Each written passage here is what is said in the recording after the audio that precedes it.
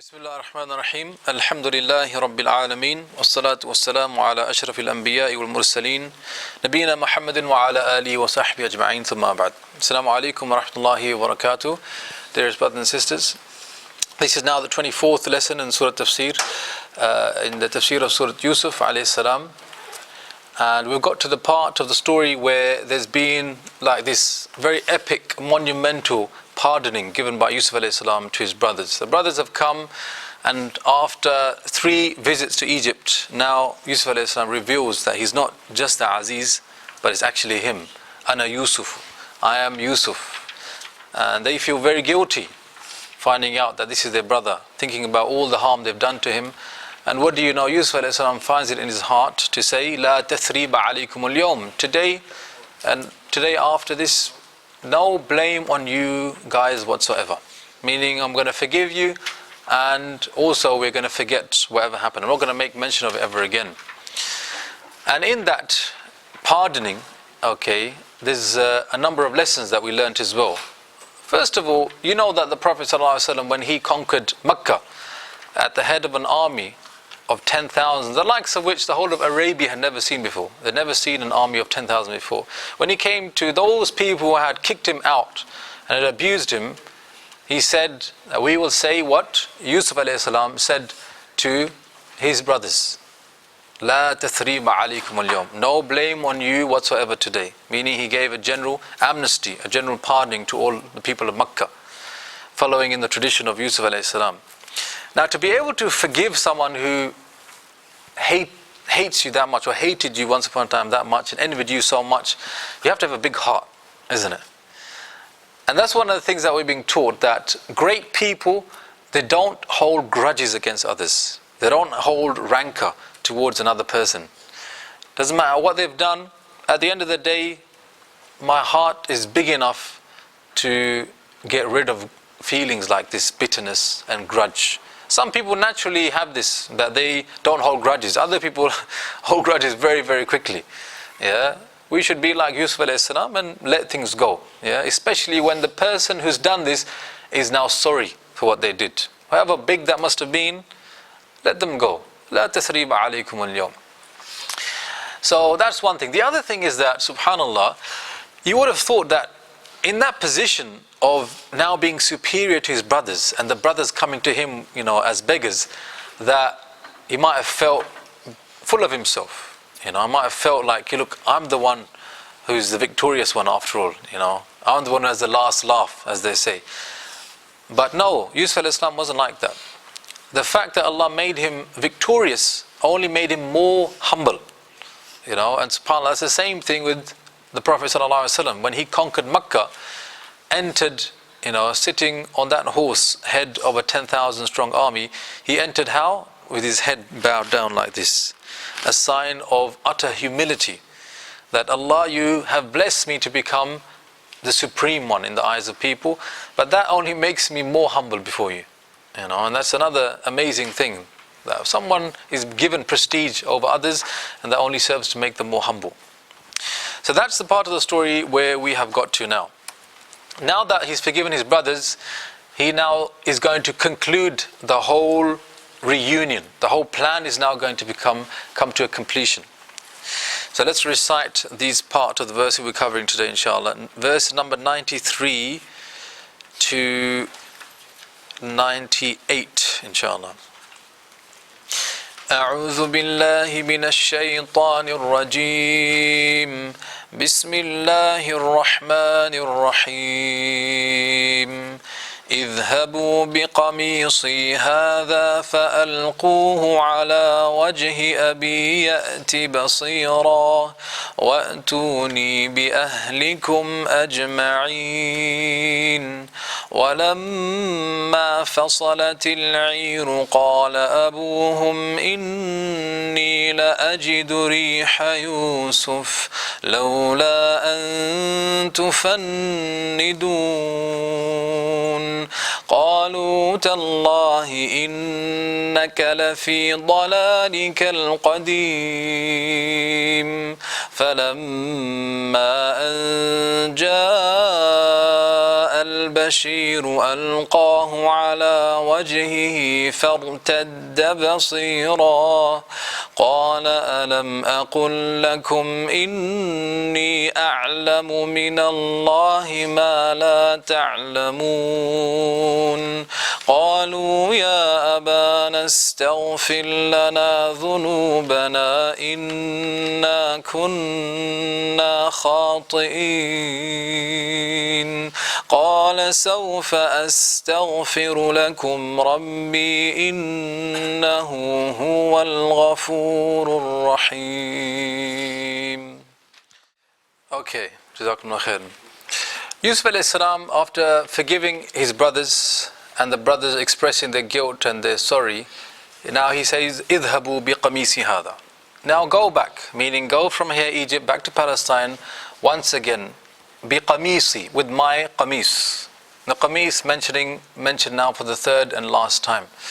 He says, take this shirt of mine and cast it over the face of my father.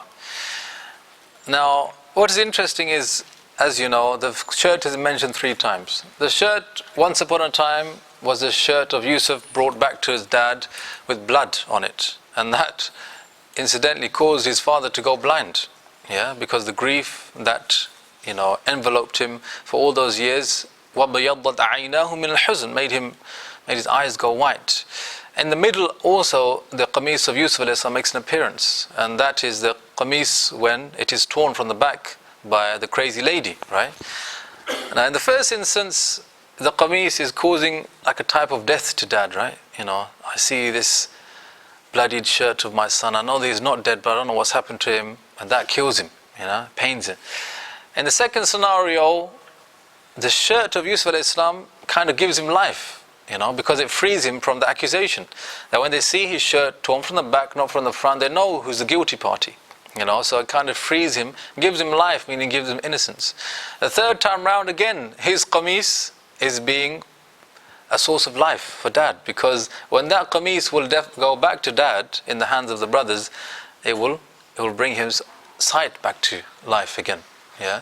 The only difference is the third time round, Yusuf alayhi salam is actually giving his qamis away. As for the first 2 times, then he was robbed of it by his brothers, and the second time, is torn off him by the Imrat al-Aziz. Third time I said, look, I'm going to give you my shirt now, okay? No one's going to take my shirt.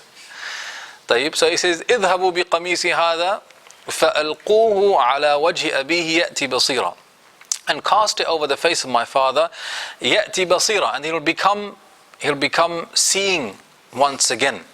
He'll become seeing once again. Sa'adi rahimahullah mentioned a nice point. He said, this teaches us that diseases, often the cure is the opposite.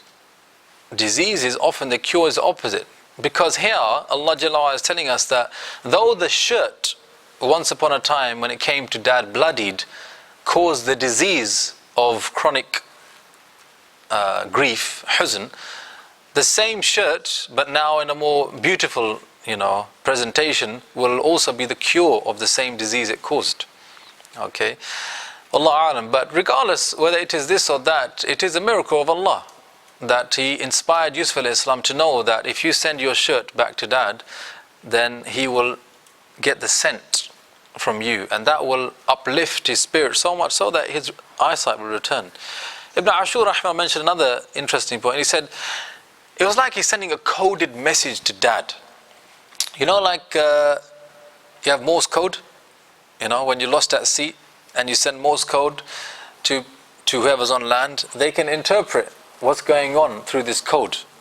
In the same way, Ibn Ashur said, by sending his own shirt back to dad, he's sending a message to dad, which is, I'm alive and I'm well. Because if you think about it, it's impossible for the brothers to create the scent of Yusuf alayhi salam, isn't it? It's impossible for anyone to do that. So he knows that dad will, dad loves me so much. He knows my scent.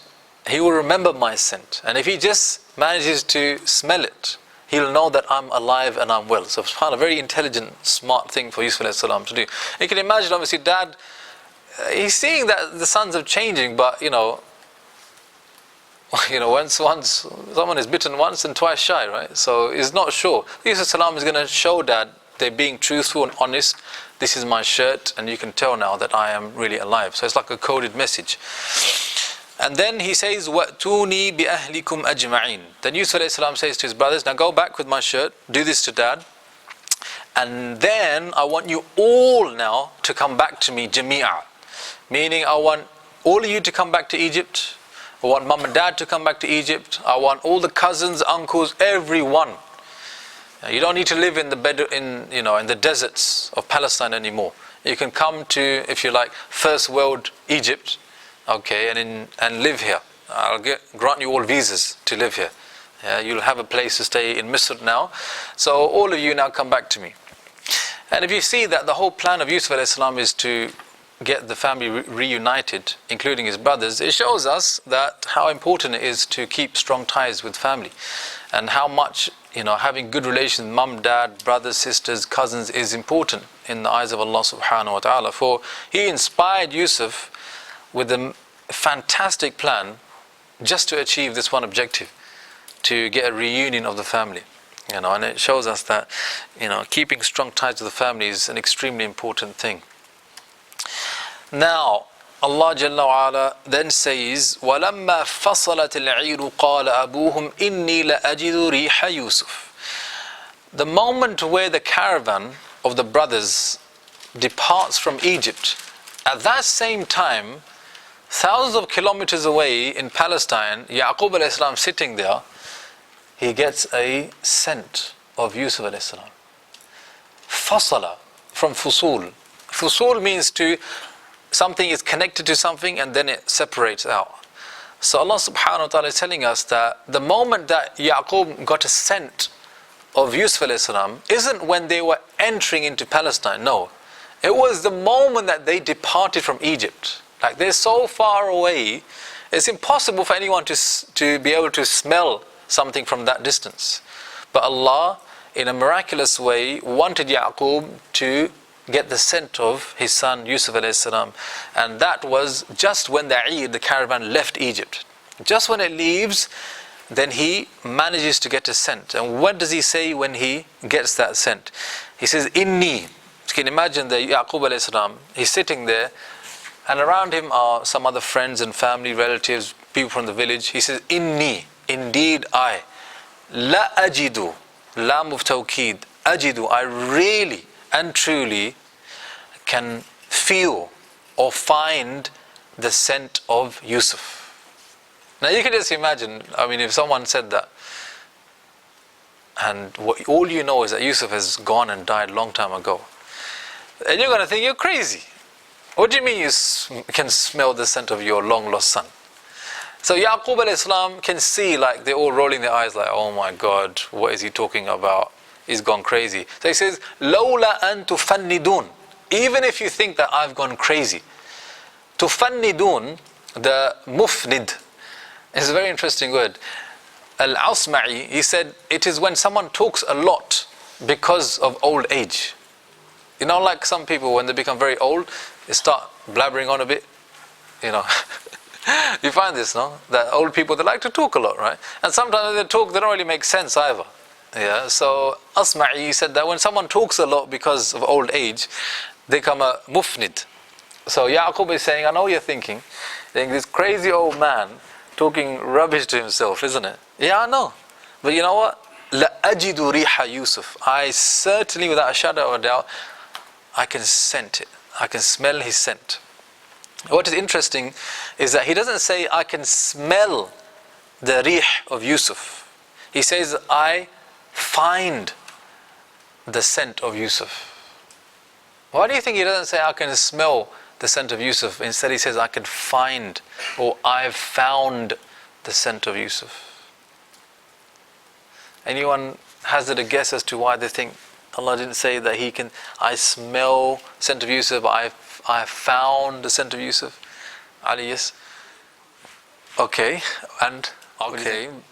So it's similar to what Ali's saying. You're saying that he's found Yusuf, as in like he knows where Yusuf alayhi salam is, or he knows he's going to find him. He knew all along he's going to find him, or he had hoped that he's going to one day come. Maybe. But mashallah Ali, mashallah, you got it, akhi. Mashallah, tabarakallah. Fadl. Ajidu riha Yusuf means that I have found Yusuf, meaning I know where he is now. He's alive, and I also know he's in Egypt. Yeah, and that is how I have found the scent of Yusuf, and not just smelt it. It means ajidu, I know where he is now. I know that he's safe, and I know where he is, and maybe also that, I know that now, very soon around the corner, I will once again see my son. And subhanAllah, the fact that Yaqoob alayhi salam knows the scent of his son, it shows the incredible love that he had for his son, isn't it? Like, he's so close to his son that even after 40, 50 years, when he gets a scent of his son, he knows who that belongs to. Yeah. So it just shows how close Yaqoob alayhi salam was to his children, in particular Yusuf alayhi salam. Lawla an tufannidun, even if you guys think that, I'm going crazy. No, that's not true. One interesting thing here also as well, that, Allah subhanahu wa ta'ala tests his slaves. And with every hardship, there is ease, right? Every hardship comes ease. But the amazing thing is the way the ease comes. The way the ease comes, sometimes you can never imagine that ease will come from this source. From this source or in this way. In the same way, Yaqoob alayhi salam, he had hope that Allah would return his son to him. But he could never imagine how that was going to happen. Isn't it?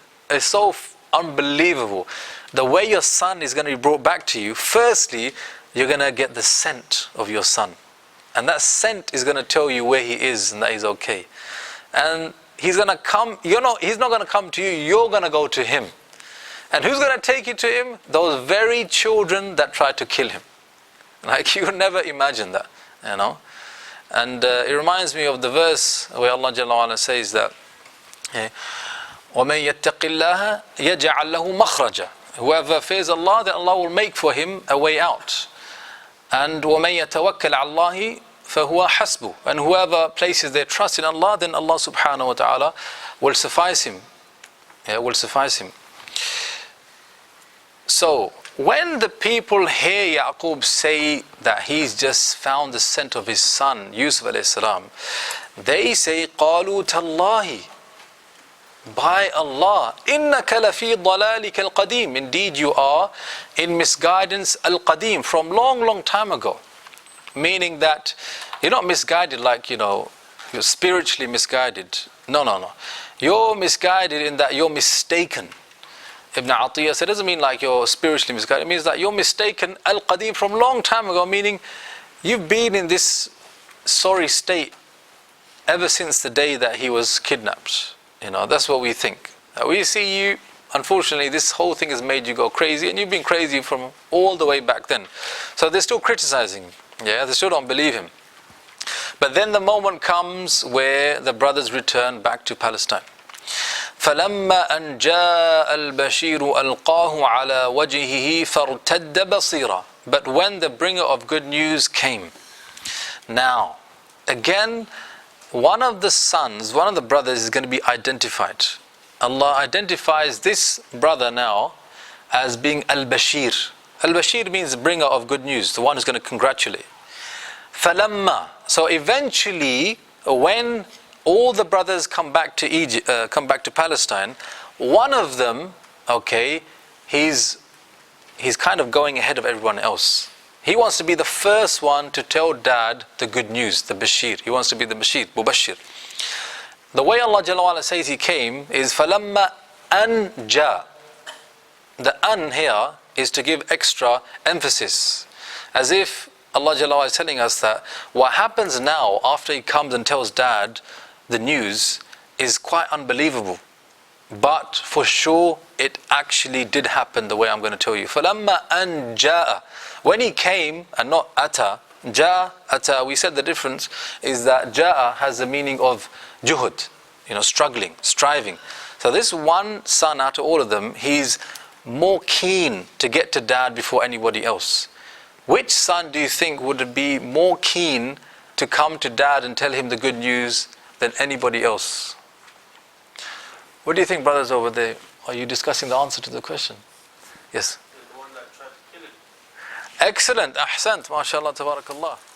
Yes, the one who brought back the bloodied shirt in the first place. He's the one who broke the bad news, the supposed bad news to dad, first time round. So he feels more responsible, or more eager rather, to come and tell dad the good news. Yeah, many Mufassirun said this, that Al-Bashir here was the one who initially brought the shirt in the first place. He's more eager to try and clean the slate. So, فَلَمَّا أَنْ جَاءَ الْبَشِيرُ أَلْقَاهُ عَلَى وَجْهِهِ. So when he comes back, he doesn't even say anything to dad. The first thing he does, he casts the shirt over the face of his dad. فَارْتَدَّ بَصِيرًا. And irtadda means to return back to the original state. So Yaqoob became blind, but he wasn't blind all the time. He was perfectly fine once upon a time. So when the shirt was cast over his face, he returned back to the way he was before. Basira, seeing. And then, now the scene is set. He sees his sons. He sees all those people that were just mocking him, saying, "You crazy old man talking rubbish to yourself." What did he say to them? قَالَ أَلَمْ أَقُلْ لَكُمْ. Didn't I tell you? All these years, what have I been saying? إِنِّي أَعْلَمُ مِنَ اللَّهِ مَا لَا تَعْلَمُونَ. I know something from Allah that you don't know. Meaning, you doubted my trust in Allah. You doubted my conviction in Allah. You doubted that things would turn around in the end. You doubted, you hesitated. What was I saying all along? Subhanallah. Yani Allah gave him the opportunity to prove himself. His reputation, if you like, was doubted by people. But Allah showed, no, you were on the truth. And I will show everybody else that you were on the truth. You know? And it just subhanAllah shows that the conviction of Yaqoob alayhi salam. A person is a human being. You may feel something is right. And you know it's right because Allah has shown you through His religion, through Islam, through Quran and the Sunnah. But people always mock at you. People doubt you. Sound familiar? Isn't that the kind of times that we live in? The things, the traditions that we have, segregation, niqab, hijab, everything, halal meat. And people always mock. People always say, "You guys don't know what you're talking about." And then we say, either you say, maybe we don't know what we're talking about. Unfortunately, let's go revisit the whole of Islam, which some people do. Or you go to the other side, which is, one day you will see. One day you will see that what we were saying was right. Maybe Allah, out of His mercy, will show you before you die. And that's what we hope. But if you don't see it before you die, believe me, on the other side, you will see that, you know what, we should have listened to these people. Yeah, we should have listened to these people. So here Allah subhanahu wa ta'ala shows a miracle. Ibn Kathir says a miracle was granted to Yaqoob alayhi salam, that his eyesight was returned. When his eyesight returned, he said to those people, "Didn't I tell you that I knew something from Allah that you didn't know?" Possibly a reference here to the dream that he was shown once upon a time through his son Yusuf alayhi salam. Now, some analysis, brothers. You have to really think about this, okay? When Yusuf alayhi salam revealed his identity to the brothers, they were shocked and they said, "Innaka anta Yusuf, are you really Yusuf?" He said, "Yes, I'm Yusuf." And then after that he says, "La tathriba alaykum al-yawm, yaghfiru Allahu lakum." No blame on you whatsoever today, and I'm asking Allah to forgive you. They didn't ask Yusuf to forgive them. Notice that. They didn't ask him. They were guilty and sorry, but Yusuf alayhi salam didn't even give them an opportunity to ask. He just forgave them there and then. Now they're going to come to dad and they're going to ask dad for forgiveness. They're going to actually ask dad for forgiveness. So they have to ask dad, where they never had to ask Yusuf. And the way dad responds is, he doesn't say, "I forgive you." He says, "Sawfa astaghfiru lakum." I'm going to forgive you in the distant future. At some point in time, I will forgive you. One day, I'll forgive you. So he doesn't say, "I forgive you," even though Yusuf alayhi salam said, "I forgive you." He says, "I'm going to forgive you sometime in the future." The question is going to be, why did Yaqoob alayhi salam delay seeking forgiveness for his children, where Yusuf alayhi salam forgave immediately. Okay, keep that question in mind. So verse number 97, when the brothers have come back to dad, and they've cast the shirt over dad's face, and his eyesight has returned, they then begin to plead with dad. قالوا يا أبانا استغفر لنا ذنوبنا. Oh, our father, forgive us for our dhunub, our sins. Notice that the plural is being used, not dhanb, but dhunub, meaning we've done many things wrong, dad. We've done wrong to you by depriving you of your son Yusuf.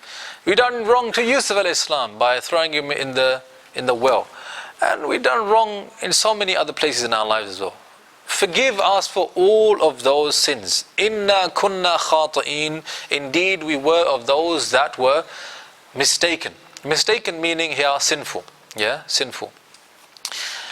Now, there's a couple of interesting things you learn about Tawbah here. One of them is that if you want Allah to forgive you, then one condition rather of Tawbah is that a person needs to acknowledge his sin first and foremost. He needs to say sorry from the heart. And I remember just recently I had a bit of a grievance at work. Okay, one of my managers, he said something to me and I thought that's not right, so I raised a grievance against him. And then we were sitting there and there was a senior person there. He was doing this mediation. So that manager of mine, he said, look, I said this, I did this, and maybe that wasn't the best thing to do. And then I said, yeah, so you admitted that you were wrong. He said, it wasn't the best thing to do. And then the boss said, yeah, so he's apologized now. I said, that's not an apology. What do you mean that's not an apology? I said, that's not an apology. At best, that's a begrudging apology. It doesn't mean it. Yeah, and it's clear from the way he's saying it doesn't mean it. So then he goes, okay, listen, I'm sorry. I'm sorry for what I did. I said, okay, that's fine. Now we can move on. So even on a human level, you can appreciate, if someone wants you to forgive them, they've got to say sorry from the heart, right?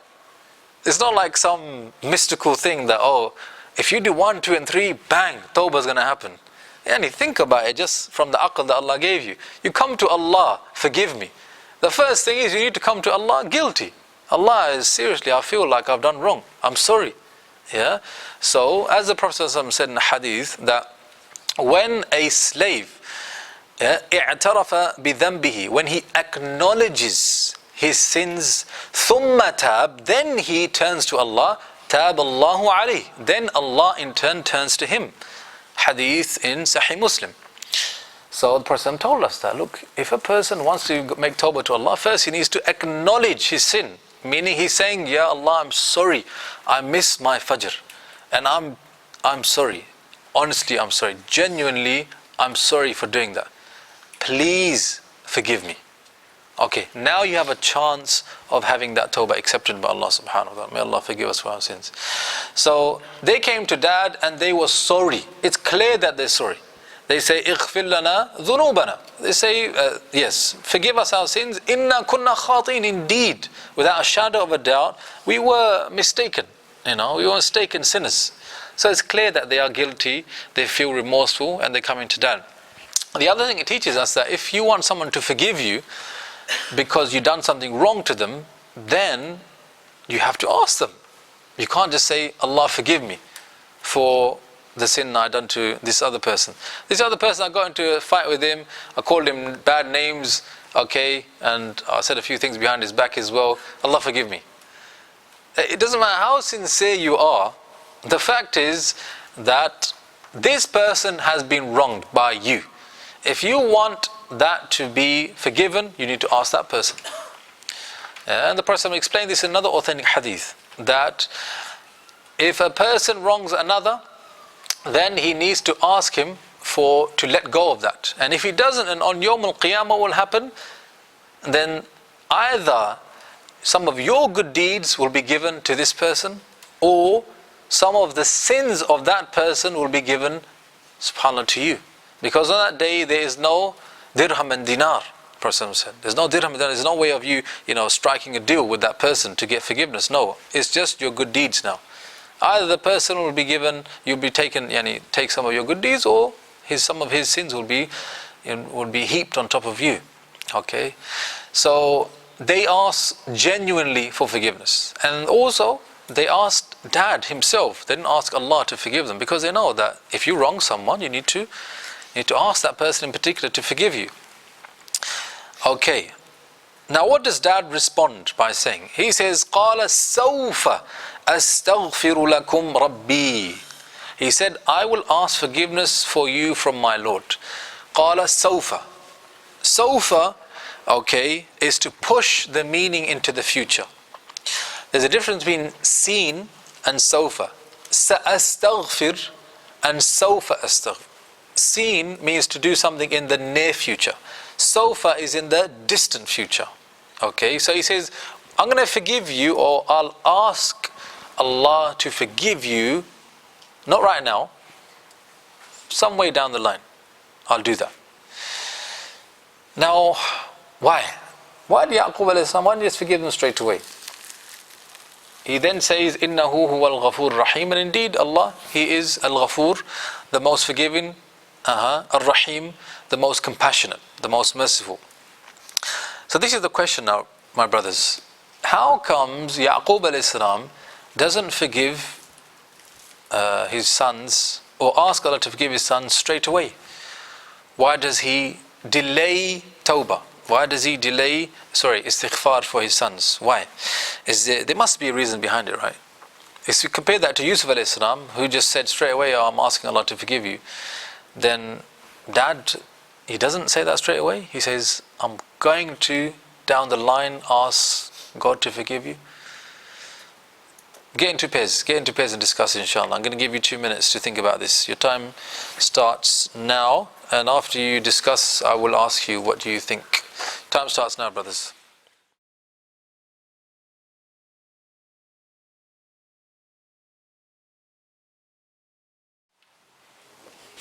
Let's go, you guys there, what do you think? Okay.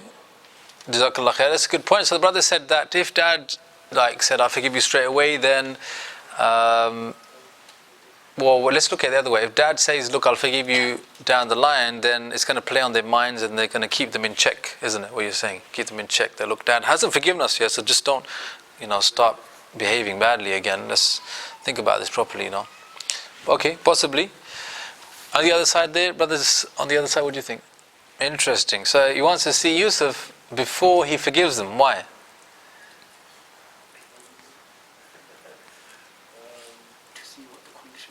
One second. No, he hasn't said anything. What do you think? Why? Why does he want to see Yusuf before he says, okay, now Allah forgive you, I've forgiven you?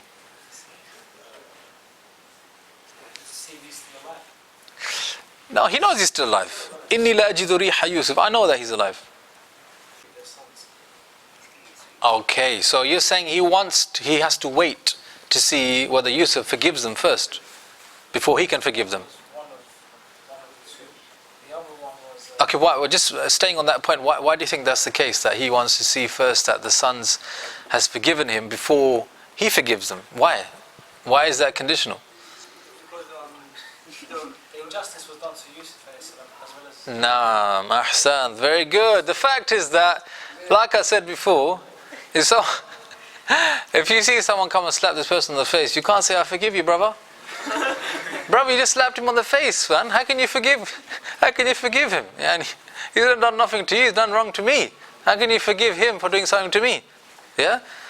So Yaqoob alayhi salam, he's saying that you want me to forgive you. I can forgive you the things you've done to me, but a complete forgiveness, what you've done to Yusuf, I can't forgive on behalf of Yusuf until I see that he has forgiven you too. Sawfa astaghfiru lakum. So soon, when I see that, I'll forgive. Very good. Any other points? There's some other, yes. He wants to see Yusuf before he gives. Okay, but why though? Why does he want to see Yusuf? He's keep on thinking about him, he wants to see him. But why is that going to stop him from saying, okay, I'll forgive you? Okay, mashallah, tabarakallah. This is another good point, that the fact is they've wronged Yaqoob and Yusuf. How did they wrong? Well, they kidnapped Yusuf and basically took him away from dad. So if you want me to forgive you for doing that, then you need to bring him back to me, isn't it? You need to reunite us back together again. Yeah, and subhanAllah, this is very true. When you wrong someone, then if you can't, you don't have the courage to go up and say, look, sister, the other day I defamed you on Twitter, and it was really bad of me to do that, and I'm really sorry about that. If you haven't got the courage to do that much, then you need to look at it from another perspective, which is that they have a right that they do not be dishonored by you. That's their right. Yeah, I have a right to that people don't dishonor me. Now, if you did dishonor me, you took away my right. Now, either you can ask me to forgive you for taking that right from me, or you can go to plan or second option, which is restore my honor. How do you restore someone's honor? Well, similarly, you write another, a Twitter, you tweet, okay, something fantastic about the same sister. Okay, so yesterday you defamed her, but today you kind of restored, that reputation by saying those things that you said. So the main thing is the haqq of the person. You took it. Either you can say, please forgive me for that, or you can go about it yourself to try and restore it. And on a person, if they're trying to restore the person's honor that they destroyed or took away, then they need to make doubly sure that they've done enough to restore that honor. Otherwise, on Yawm al-Qiyamah, you will definitely regret. Does that make sense? Do you understand it like that? So you took someone's right away. Either you ask him to forgive you for taking the right away, or you try and recompense and compensate. It's kind of like what you get in the press. They defame someone, call them a radical preacher, and then the so-called radical preacher takes him to court. And what do you know? On page 34, right at the bottom, and what we said about the so-called radical preacher is not very true. Turns out to be a nice guy. Yeah, on page 34, but the defamation happened on page 1. So is that really a true compensation? Yes. Meaning that they restored his honor. Yeah, you can say that they did restore his honor by saying the statement that, we don't know anything wrong whatsoever. Meaning, this thing he didn't do wrong, and to be honest, he's never put a foot wrong in his life. They're kind of trying to restore his honor. Allah, maybe you could say that. Tayyib. Anything else? Some of the other scholars mentioned that Sawfa astaghfir, I'm going to forgive you, not right now, was said because Yaqoob alayhi salam was seeking out the best time to ask Allah to forgive them. One of the times, blessed times of making dua is the Sahar time, which is the time just before Fajr, last third of the night. We know this. Or another blessed time, they said, on the night of Jum'ah. So Thursday night, I'm going to wait until Thursday night to ask Allah, because that's a time where dua is more readily acceptable. So Al-Qasimi, rahimahullah, said this teaches us that a person should seek out the best times to ask Allah to make dua. Just like Yaqoob sought out the best time to ask Allah to forgive his sons. These are some times. Other times, for example, is between the adhan and the iqamah, and then the sa'ah on Yawm al-Jum'ah is that time, according to many scholars, before the Maghrib Salah comes in. Tayyib, there's other times of asking Allah, making dua as well, like in the last part of the Salah as well, in the sujood, etc., etc. So the person making dua to Allah, he should seek out the best times to make that dua. Tayyib, this brings us to the end of this dars. Subhanakallah wa hamdik, ashhadu an la ilaha illa ant, astaghfiruka wa atubu ilayk.